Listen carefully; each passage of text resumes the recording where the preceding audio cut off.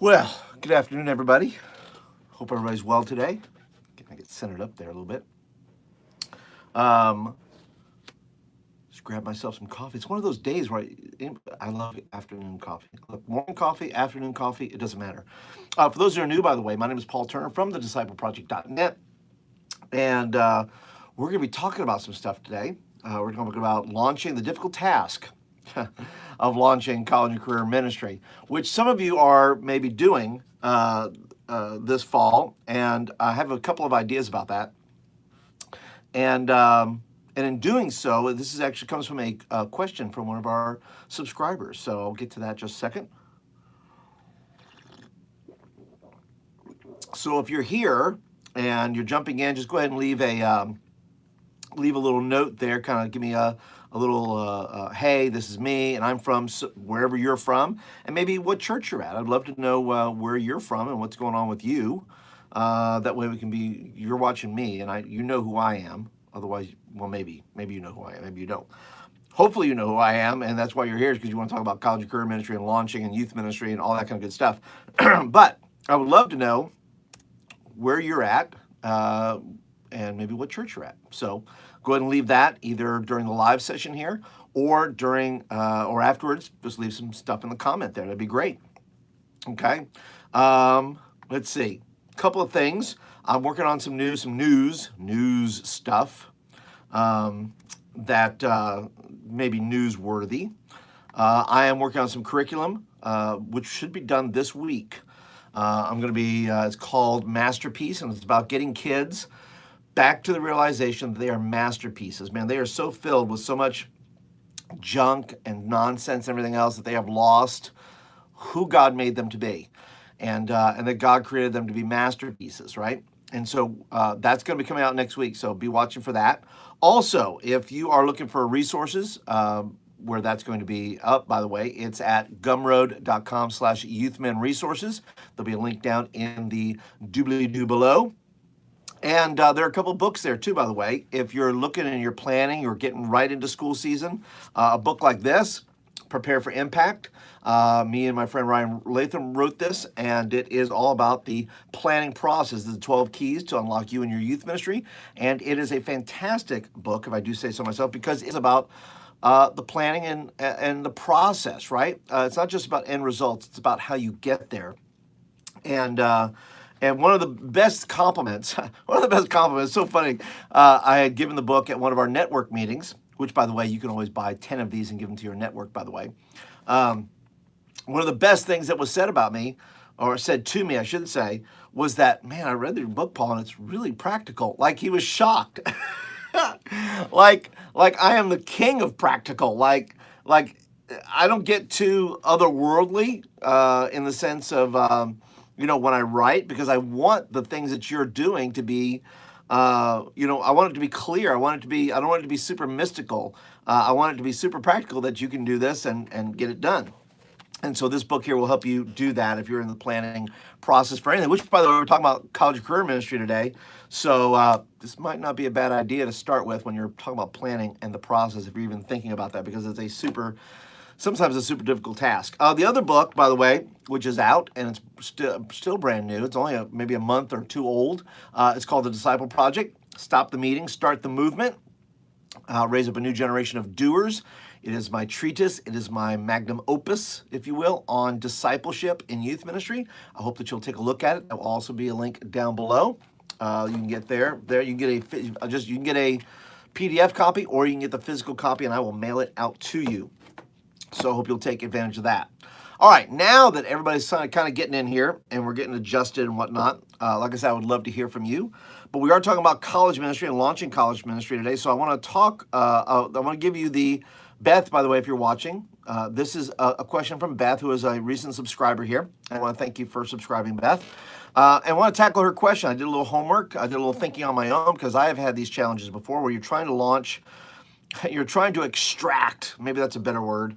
You're trying to extract a college and career group from the rest of the youth group. And sometimes that's not easy unless it's in a larger church, because you have more people to be able to do that with. But she says, and she has two good questions. One of them I'm going to address today, and one I'm going to do next week. So you have questions please leave them down in the comments below because I do address them.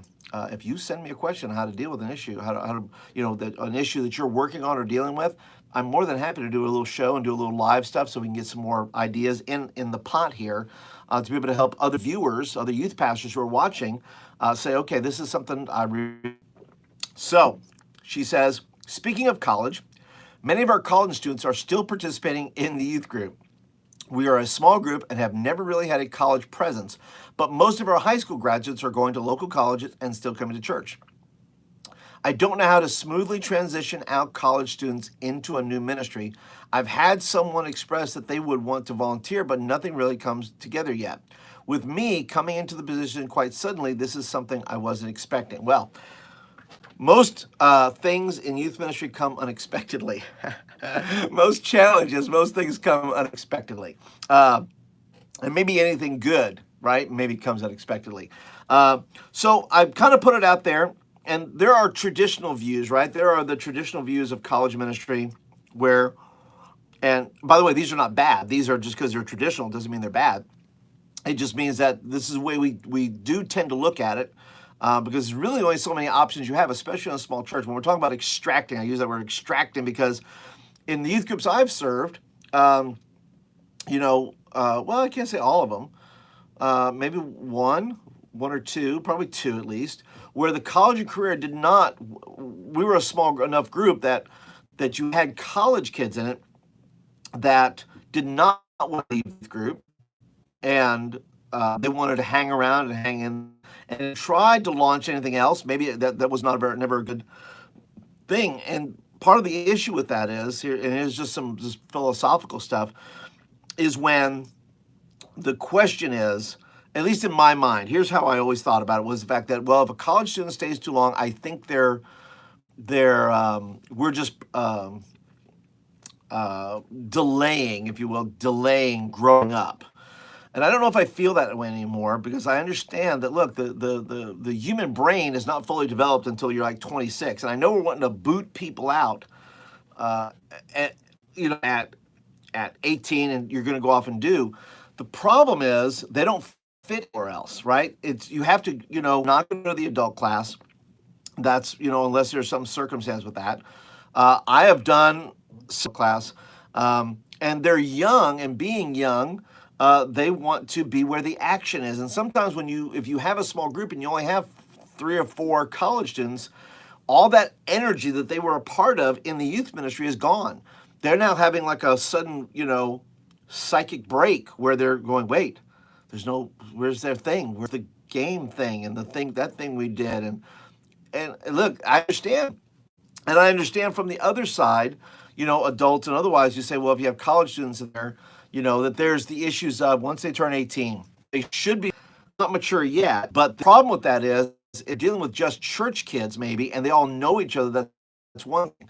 But what do you do with the college who comes up on a Wednesday night and they come in and hang out at your youth group? Because that's where the college kids are. You may know and trust these college students, but you don't know anybody who shows up, right?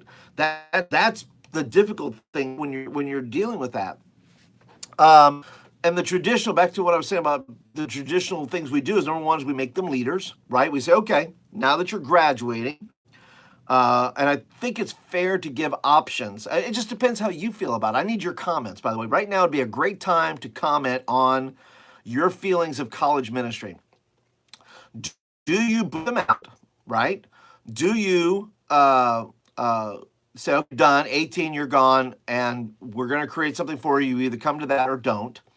Do you make them leaders and say, okay, your choices, are be a leader in the youth group, or you're just going to have fun, something else to do, which is so bizarre that if you've had a kid for 6 years or 7 years, and then you're going to tell them that you're going to boot them out, should be some preparation time before that. In other words, if you're, Beth is having it flung on her to develop something, and I just think somehow we got to start that much earlier process that. Start thinking right now that if you don't have a college ministry, whoever you're, before you even have seniors, if that's possible, when they're sophomores or juniors, you're developing and talking about what would you like, what does post youth group look like to you guys, and start having that conversation. Even if you don't have a college ministry, Now you start talking to your sophomores and juniors and what do you think post youth ministry should look like? Because we don't want to just have youth group 2.0 for them, right? We want to have something where they are developing, where they are have something that's different, right? Youth group for 6 years is the time is the best time for a young person to experience church, right?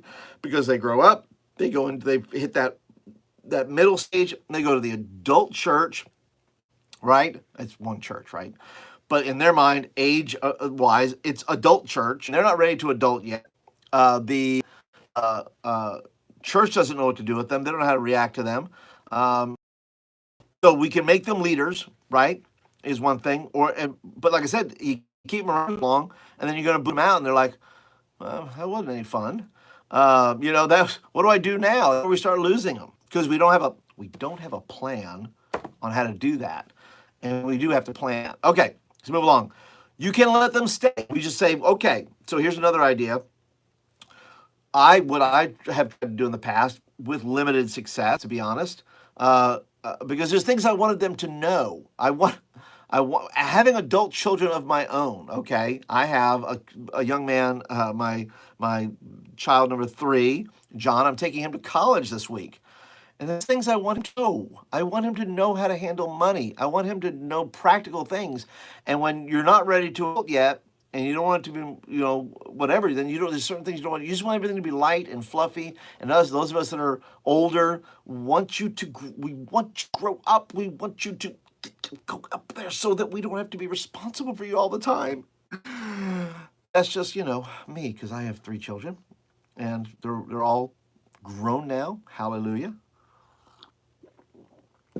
Okay, so we can let them stay.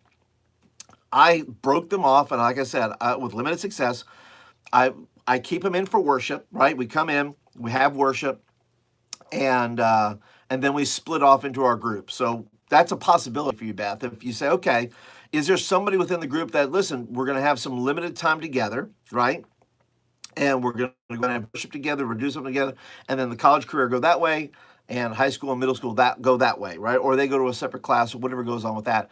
It's no fun anyway. I mean, you have to really build relationship. You can't. This is something. Talk to your college and career. I know we as youth workers are planning in the lab here. We're planning on what to do with you, but the conversation has to begin with them. We have to talk to them and say, okay, what does college ministry look like? What does the next step look like for you guys? And let them participate in the, don't just say, we're making another thing for you. That's simply enabling them, right? Oh no, we'll make something for you. Don't leave. No. Participate.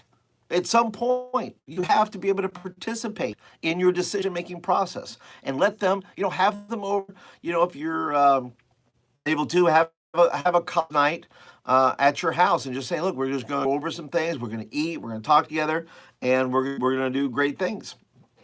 And you have the discussion. You say, what does college ministry look like? And that's a possibility, right? You let them stay in the group, but then at a certain point, you let them divide out. Do that. And then, of course, the third option I mentioned was, it's a Wednesday night, which many of us deal with, that you just send them to the adult service, which 9 times out of 10, they are not going to attend. So that's at that point, that's where you start losing them because churches are unwilling to budge on certain things. So I've tried to do, my option has been either, it's all 3. It's not, and I don't, look, it's not, maybe it's all 3, right? Maybe it's make them leaders, let them stay and break out, and then sometimes maybe facilitate some sort of ministry in the adult service somehow. But their role is different. The role is not to sit there. Maybe their role is service oriented, right? Where we say, listen, I need some of you or all of you or whatever to participate and do the offering for the adults or go upstairs and do this, whatever that may be. Okay. And so those are the things we're left with. It's a difficult thing. It just is, Beth. And I wish I had solid, do this, perfect answers here, but we all struggled through it, and you're going to struggle through it, but you're going to make it. I'm just letting you know, Beth, you're going to make it. It's okay if you fail. It's okay if you mess it up, but be in relationship with these college students. Let them know you love them. Let them know you care about them. And we're trying not youth group 2.0, but it's college ministry 1.0 of a new thing. So I put it out there into the internet sphere. And I got an answer from a Myrna Cheng Mayola, and she has some really good things to say. Let me offer a few ideas she has here. Uh, she says, and there's certain key words I want to pick up on. She says, have college and career worship where they learn to plan with church leaders and execute, coordinate as worship leaders. I think that's a great idea. See, the premise behind the Disciple Project way, college and middle school and high school can serve together. It's the part where we're educating them, right? We're trying to educate them at various levels. What this does it. The fact is, they can serve all simultaneously. You don't need age appropriate material to serve. And so that's why I talk about this for 3 months out of your year, that if you're doing the Disciple Project, you don't have to worry about the curriculum part of it, because grouping stuff, right? Which then, by the way, the Disciple Project, just with college students, if you're looking for something for them to do, this could be it. That could be your deal, right? But I like what she's learn, plan with church leaders, and execute, coordinate as worship leaders. Now, worship leaders is not just singing, right? We know this, right? We think worship leaders, we think somebody who helps with singing, but all the worship, serving communion, taking offering, reading of scripture, she mentions, working on social, working on media, working on social media, that there's some sort of handoff in relation to the church, where maybe it's not look, it's not entirely about education. It's not entirely about, well, we have to have a group for them. Well, let's begin to think and branch that out a little bit and say, okay, maybe it's a time of service. Man, 18 to 24 is a great time to go and do it on the move. In other words, why are we trying to create another meeting? We're trying to do another meeting. Why are we doing that? I understand they're important, but maybe Wednesday night is a time for service and not a time for sitting. Maybe it's a time where they get out and do and practice and learn, but what if they want to do that? Listen, you're not going to make everybody happy. When you do make this, whatever you pull the trigger on, you're not making everybody happy. Somebody's leaving. It's going to be an issue, okay? And then you catch heat because you can't keep the group together. Well, the dynamics do not allow for that, okay? They just don't. That's why relationship's important. That's why you have to build and get to know these guys and just get to know them. Because if you know their heart and they know your heart, they are willing to commit to the relationship you have with them until these things begin to work, okay? Now, so what's happening there is if you can build in with the church, the pastor, your deacon board, who's willing to be the liaison in the adult congregation and says, yes, we'll receive the college students to do ministry.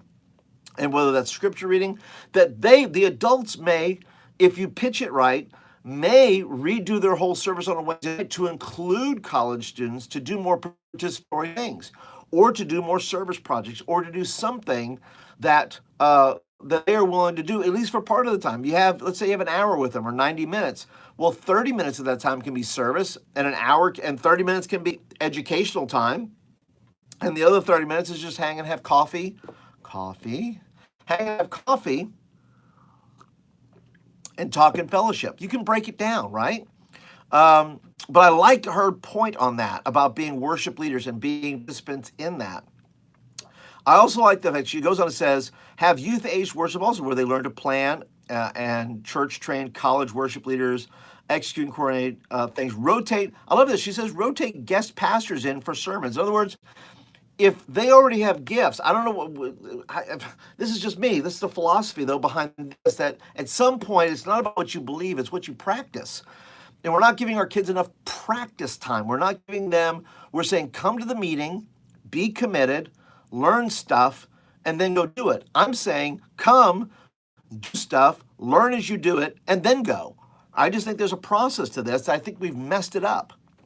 So, if somebody already has gifts and abilities, use them. If they can speak, why not let them offer a devotion on Wednesday night? right? All the leader things that you want to do. Give up some of your jobs. Give up some of your roles and responsibilities. Give up, once a month. Let the college students run it once a month, right? Let them go ahead and run the college. Let them run the youth group for a month after you've trained them, after you've invested in them. All those things. They know this is something I with our group. In fact, this last church I was at, we had a really, really good. I'll say this. We had really good periods of college ministry. Like if we did 8 weeks at my house, I'd have 8 to 10, anywhere between 8 to 10 college students. Sometimes even more than that, where they would come over on a Friday night. They planned it. Friday night, we're going to come over, eat together, and then we're going to have a little lesson time, and then we're going to play games. So the lesson time was short. We had guys and girls who wanted to come over who just didn't have any plans on a Friday night. They were bored. And so we had some we didn't have great meetings, we had great times together. We had great times where we came together, learned God's word together, played games together, hung out together. So maybe their Wednesday night is ministry, right? They're doing some sort of ministry, but then there's an off night, right? So whether that's every Friday night, twice a month, right? Where that's happening, that's all. It's just scheduling. It's just just sitting down with a pencil and a piece of paper and going, okay, here's what we're going to do. Here's what this is going to look like. And don't plan it alone. Plan with your college student, plan with your pastor, let them know what's going on, or whoever your supervisor is. Let other people in on. Maybe you have some people in your church who want to work with college age students. That'd be a great idea. Who says you have to do it, right? Start being a talent scout and start looking for those adults who love young people, who want to see them thrive and flourish in the church, who want them to stick around. Me, I know I've done it, where you're sitting there banging your head against the wall, and you've just got to include more people. Make a phone call somebody, and start bouncing off the ideas with. Okay, those are some answers here too. We have to, as maybe we need to offer as a church. We say people ought to be dedicated, people ought to be committed. Well, sure, and everybody should get free coffee too every day whenever they want it, but that's not going to happen. The issue is, why not? I think this is just me. I've pitched it in various places, but I think there ought to be some sort of scholarship available for college students who hang around and say, I'm going to serve in the local church. You can make them, by the way, pay them and make them interns. That's another way to do it. But you can also say, listen, if you'll serve the church for the next X amount of, through your high school years, and you stick around, maybe we're all going to offer you some college money to hang out and participate in this internship program, or in the school of ministry, or starting something like that says, look, if you'll give me, 2 years, the next 2 years from 18 to 20, we'll develop a program for you to where not only are you going to be educated, but you're going to get practical stuff. We're going to invite you to be part of meetings. We're going to teach you things. And even though they're not interested in church work necessarily, maybe it's a good opportunity for some mentorship and some other things like that if you'll be committed for the next 2 years, we can help offer you some scholarship money during your time of internship here. And that's just, and I know what you're saying, Paul, you're talking about buying them off? No, I'd rather call it incentive. There's some incentive for hanging around and investing. We're not just throwing money away. We're saying, look, if you're going to invest time, talent into the church here as a young person, we believe in you. We want to help you. We want to help you, pay for your books. Maybe that's what it is. Maybe it's about paying for books, and say, look, we'll help you with the process of that. And I just think there's better ways. I think there are better ways to do this. I just don't think there's enough people talking about it. I don't think there's enough people agreeing upon what looks like. Youth pastors and youth workers are just at the behest of, whatever request and whatever the church looks like. And I say, if your church is dying, I think you need to open up your mind a little bit more, because, whatever way you've been in the past, that's not going to work going forward, as you're seeing it happen. And I just think there's a better way. And I think there's, as a youth worker, workers and youth leaders, we have to be able to put it on the table and say, look, we have to have some other options. And it's not even that our young people, our college-age people don't like church. It's not that they don't like our church. It's that they're at that time of life where they want to, some of them want bigness. Some of them want the excitement. Some of them want the excitement of a big church. But let me tell you what we can tap into. Those young people, 18 to 24, are looking for their mission. We want to educate them. They're looking for a mission. Do you see the problem? They're looking for a mission. Who am I? What can I do? We want to educate you, and you should just hang around and be committed. They're not meeting. What if the church said, I want to help you fulfill your purpose. Oh, we have a purpose and a mission. We'd like to put those things together, and we would like to create something dynamic. And I just think, you said, well, Paul, we've never done it that way. Okay, well, give it a shot, because maybe whatever you're doing now is not working. Try something new. Pray, right? That's it. Of all of these things, pray and say, Lord, what can we do? These are ideas. I just have ideas. God has a specific plan and so forth for you guys to be able to do it at your place, your church, whatever that looks like. But college ministry is still youth ministry, no matter what you say, even though they're in college, unless they're a senior. But as long as for those first 2 years, 18, 19 years old, and they're teenagers, it's still youth ministry. I don't even care if they're 21 and 22, it's still youth ministry. And to try to make them grow up too fast or to just yank them out I think we have better ideas. I just think we have better ways of doing things. I just don't believe in traditional methods anymore of how we do things because we're losing. And a lot of our traditional methods aren't going to work anymore. And I just think there's a better way to do it. So I would love your comments, by the way. Thank you for listening to me just pontificate about college ministry and all my views about ministering to young people who just are looking for purpose, and the church has to be more flexible in how we do that and the process we go through to help young people find their way. So, but that's it, guys. That's my big pitch today. If you have questions, now would be a great time to ask them. We're going to wrap up here just in a few minutes here. So be sure to go ahead and leave if you're watching this afterwards, I would love your questions, your comments. Please leave them down below. If you have your own college and career idea, I hope that was helpful. I hope that was helpful to you. I hope that you enjoyed it. I hope that you are going to be successful. gumroad.com/youthmenresources. There is a coaching program there that you can sign up for. There's a mastermind group type of deal that I'm launching. If you're interested in that sort of thing, go by there and check that. Be sure to check out some of the resources there. The Disciple Project right there on the site, as well as Prepare for Impact.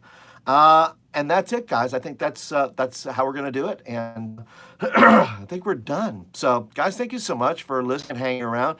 Be sure, somewhere around here, you're going to be able to hit the subscribe button. Hope you do that if you're brand spanking new to the channel. Join the community here. We're moving forward, doing some great things. And don't forget to hit the thumbs up button. Let's maybe want more of them. And we'll catch you guys in the next video, all right? We'll talk to you guys later.